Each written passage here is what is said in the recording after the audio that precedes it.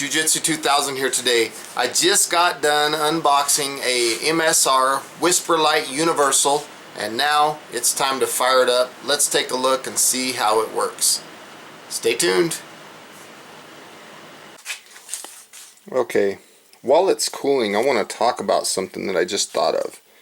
The jets are UC, and that's for canister, UG, that's for white gas, and UK is for kerosene.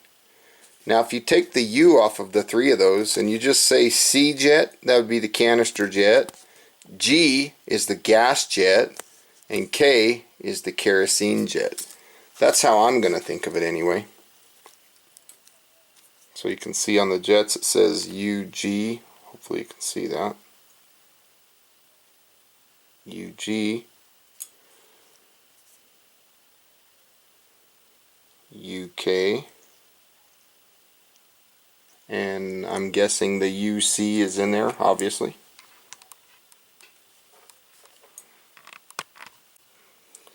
When you see this fuel valve for the canister fuels for the isopro, you can see right here on the side that it clearly says UC. So again, C for canister fuel.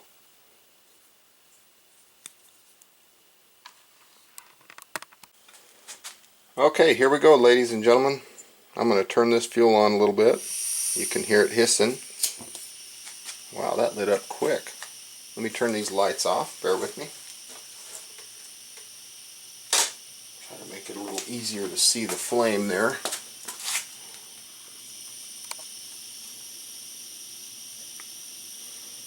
I'll tell you one thing, that thing has really nice flame control. It's a very quiet flame, and it's turn it up a little more.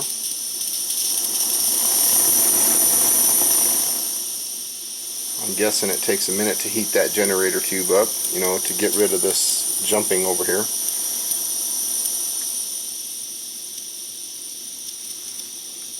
Now I'm going to back the camera off for a second. I'm going to show you something that I just may have figured out. When it comes to this bracket here, it looks like it just kind of snaps on. It's kind of what it looks like. Let's see. It looks like it kind of snaps into place, and twist that baby. Now we're getting liquid fuel.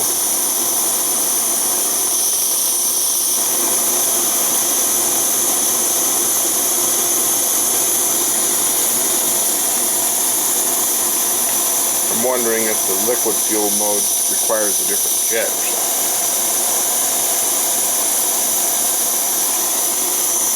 Flip it back over.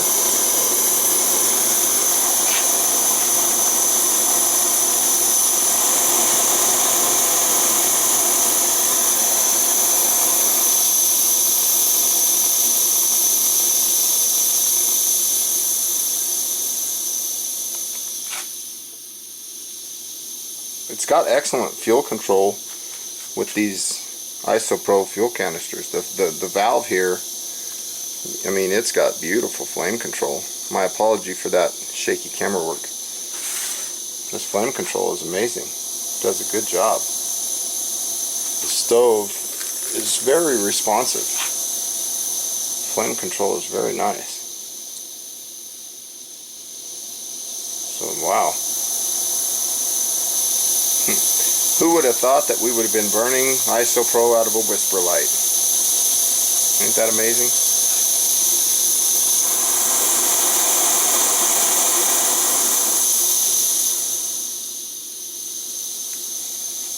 I'm going to get this box here real quick and take a look at something while I'm looking at that. It says the boil times. White gas, you can boil 3.5 minutes. Kerosene 4.4 minutes, and 3.8 minutes using isopro. So white gas apparently is the best fuel for this stove for boiling water. So all kinds of things talking about the stove, different features. I'll tell you what, I'm a huge fan of MSR, I really am. You know, I own other stoves, I own some Primus stoves, and I'm happy with them too. They're a great product as well. But check that out. It's pretty cool. And these guys are out of Seattle. So these stoves, they're out of Seattle. That's pretty cool. I don't know where they're actually manufactured. I didn't see anything saying China or anything, so I'm guessing that they're made here in the US. That's a really nice little design.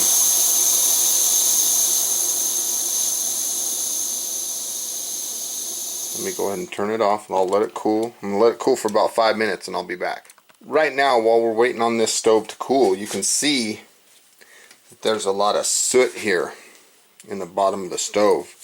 That's because we're using gasoline. You know, previously we were using this stuff, this gasoline here. Now, when it comes to gasoline, there's a quick recommendation. You know, here's the gasoline that we were using. There's a quick recommendation that I want to give, and that is, if you're going to be burning gasoline in your stoves, make sure that you're buying the lowest octane gasoline you can find.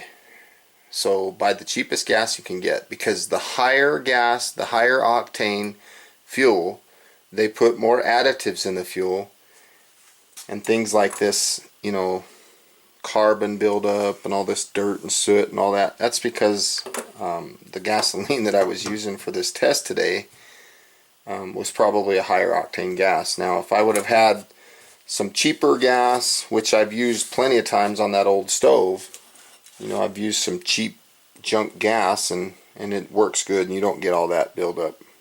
And white gas, you don't get that either with white gas. So that's something to think about when it comes to fuel. If you're going to be burning unleaded fuel, make sure you get the cheapest one. Okay, this stove is sat a few minutes. So now I'm going to go ahead and I'm going to flip this thing upside down, and I'm going to take this primer cup off.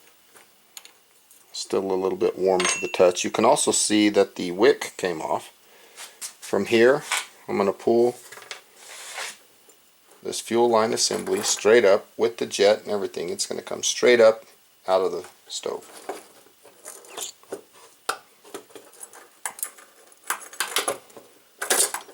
Just like so.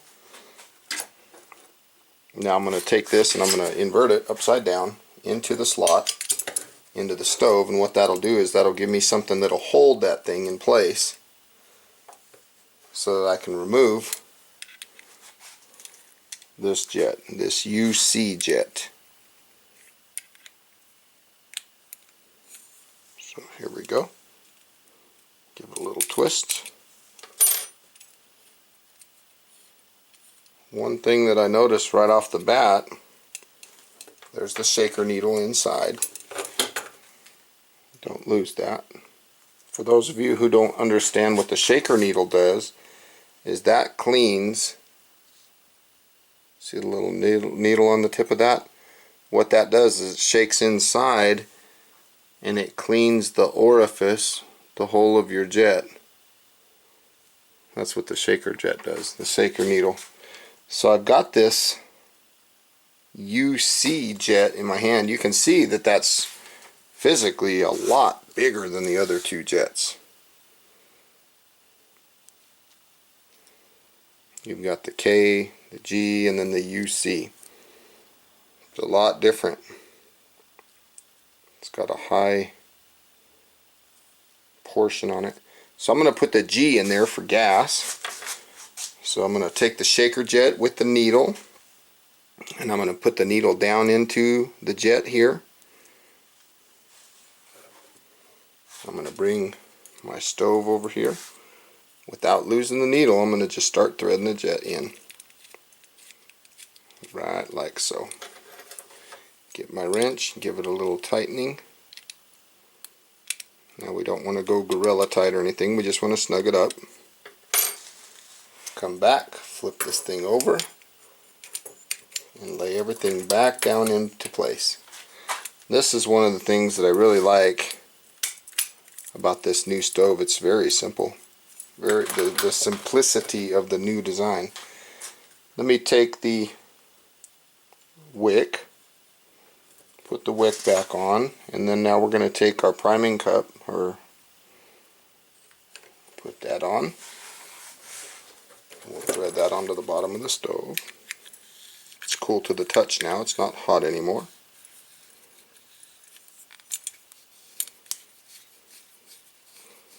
Just like so. Fold the legs back out. Now the stove should be set up for white gas. I'm going to take this kerosene and move it out of the way. Get my pump. Back the camera out here. So here I'm going to take my pump.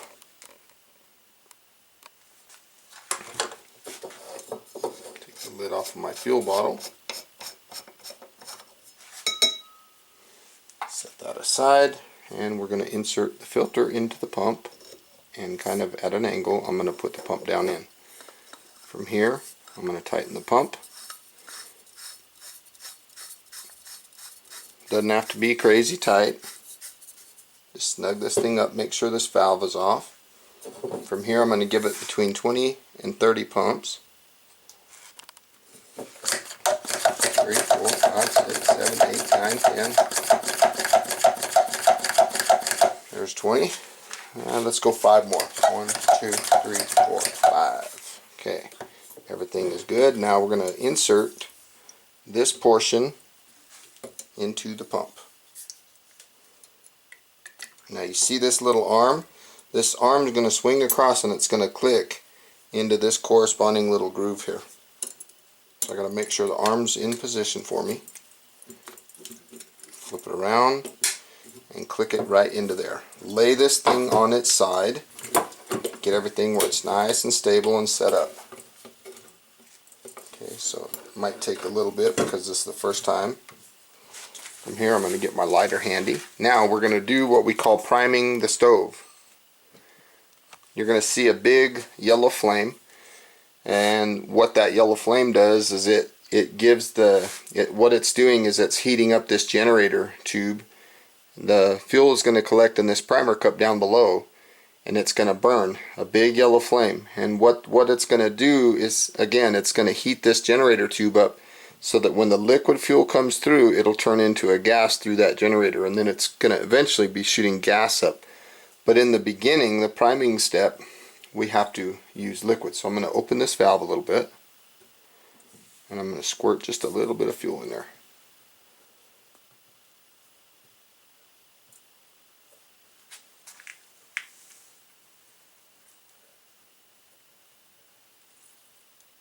There it is. Now I'm going to close it. The priming cup is full. You can see that there's fuel in the priming cup. I'm going to go ahead and light that. This is not white gas, this is automotive fuel. Okay, again, to explain the process, we're heating up all the metal, we're heating up the generator tube. We're doing all this in an effort to turn that in from a liquid to a gas. Now obviously you want to make sure that you have a fire extinguisher handy and things like that. Good ventilation when you're doing this. You want to be outside. I happen to have my garage door open at this point.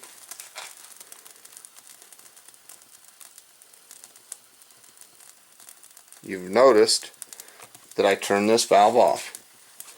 I can see the level of fuel in the priming cup getting lower, and I can hear the stove starting to hiss a little bit. Once I start to see the fuel go away, I'm going to slowly turn the fuel on here. Very slowly.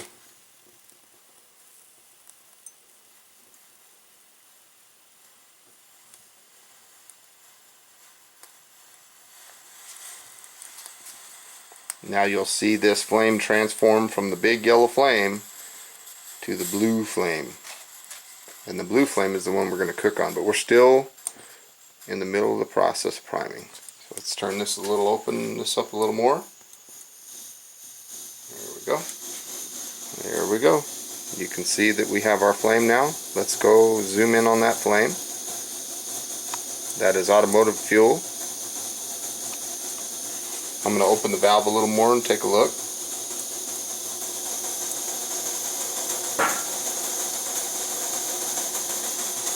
That's wide open.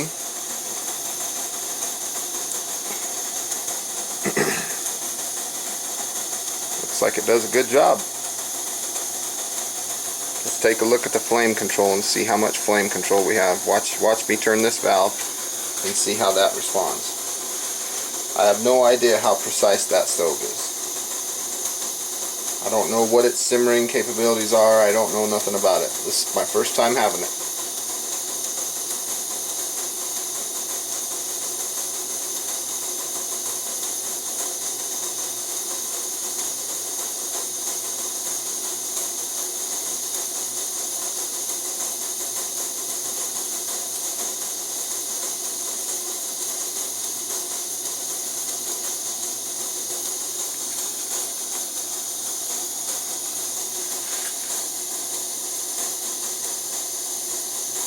This valve is pretty much shut.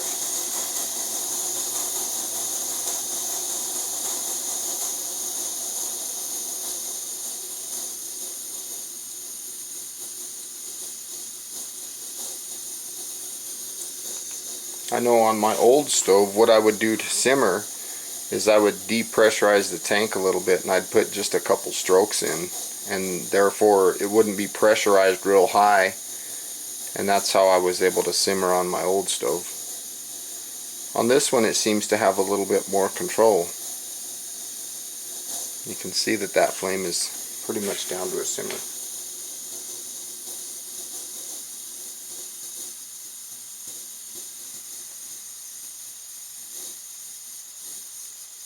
If you want one of the stoves the MSR makes that has good fuel, or should I say good flame control, take a look at their Dragonfly stove. I used to own that one, and it's a beautiful stove as far as flame control. You can literally go from a birthday candle all the way to a blowtorch with that thing. Looks like the fuel control, or excuse me, the flame control on this one is a little better than the old one was, than this guy back here, but not much. Almost the same.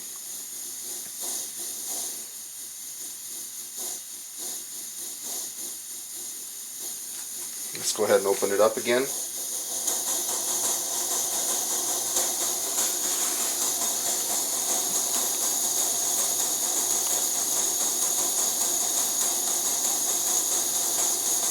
Pretty good little flame. It's quiet. You can see that the windshield, the side, the wind protector area, you can see that it's just red hot. So it's putting out a beautiful flame.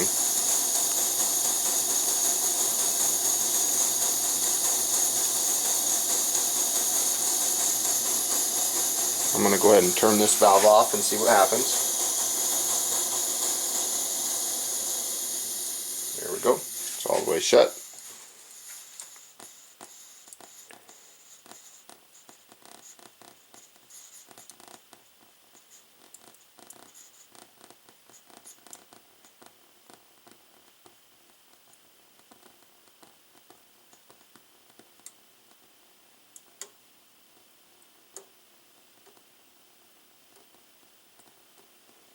I'll be back in a minute. Okay, let's go ahead and change this jet out. We're going to take the UG jet out, and we're going to put the UK jet in. So again, I'm going to pull this generator loop with the jet out. This is so nice the way this works. Look at that. The old one, you had those legs were like a maze on that old stove. These ones, it's just, the build design is so much nicer. I like how you can set the jet in there. Get your tool and you can just pull, boom, snap it loose. Don't forget the shaker needle. I'm just going to dump the shaker needle out right there on the bench.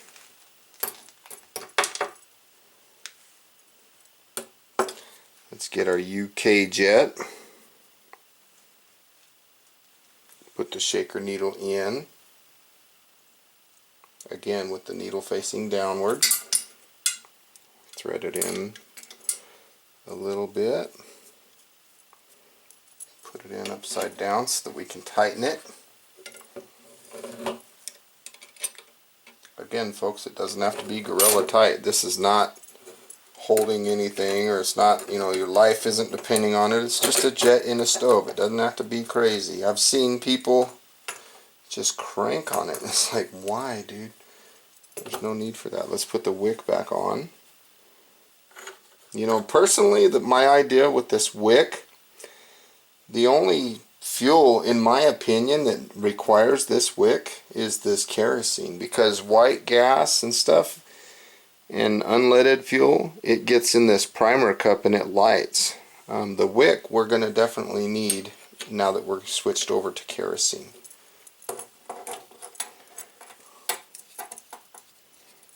In the priming process, I'm expecting anyway it to take a little bit longer with the kerosene than it does with other fuels. And the reason I'm saying that is just simply based on some of my other stoves and the experiences that I have with them. But we'll find out here. Let's make sure the valve's off, which it is. Plug this baby in, pop it into the notch. Now we're going to wet this wick with fuel.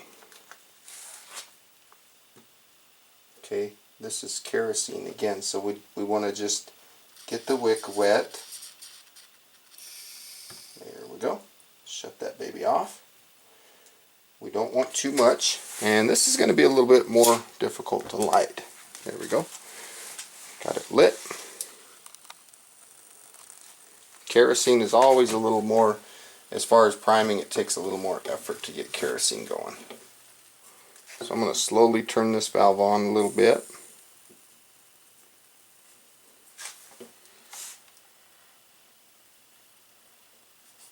I can see fuel spraying up, but that's okay. We have a priming cup. We just don't want to overflow the priming cup. When you look from a distance like I am right now and you're looking at that jet, you'll notice that that little stream of fuel that you see will stop being a stream and you'll start seeing it as a gas. You'll hear it. And again, when these yellow flames down here go out, you'll start to get the nice black flames up top. And those are the flames that you want to cook on. You can see how sooty this is up top. Let me get you a view of that. Look at that soot. That's kerosene for you. Diesel fuel does the same thing. In my opinion, I try very hard to not burn diesel fuel or kerosene. I always try to get white gas. And if I can't get white gas, you know, now I'll be looking for isopros, obviously. This will probably be my #1 choice for this stove. But if I can't get those, I'll be looking for white gas. And if I can't get that, I'll be looking for the cheapest unleaded fuel that I can find. You can hear it hissing. You can hear it humming. So our priming step is almost over. Again, there's a fire extinguisher behind me. I don't do nothing crazy without having protection established or in place. I'm trying to blow those yellow flames down below out. There we go. Now let's turn it up and see what happens. There's the kerosene, not quite primed all the way yet. And there, now we're starting to. That's a beautiful flame. That, my friends, is kerosene. That smoke that you're seeing, that's because I blew it out below. It didn't get a chance to completely burn out. That's kerosene with the WhisperLite Universal. That's a beautiful flame. Plenty of heat. Very hot.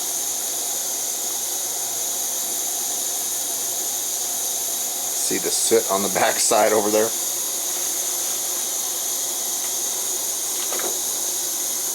All that soot over there.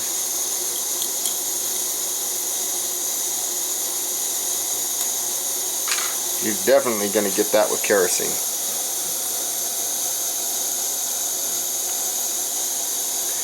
I just wish that the old pump would work with these new stoves. That would kind of be cool. It looks like they manufactured this piece, this silver piece here, so that it won't work. I think I could fix that with a grinder, but I'm sure I'd void my warranty. I don't want to do that.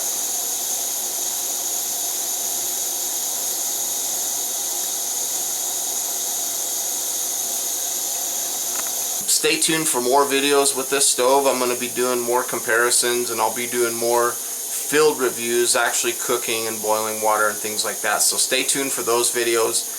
And I want to say, please feel free to comment on this video, subscribe, like it, share it. If you like the video content that you see on my channel, the types of videos that I bring you, please subscribe to my channel. I'd love to have you. And as always, have a beautiful day. Now go out there and get yourself a WhisperLite Universal. It's an amazing stove. I can tell that I'm going to have a lot of years of good use out of it. So check it out.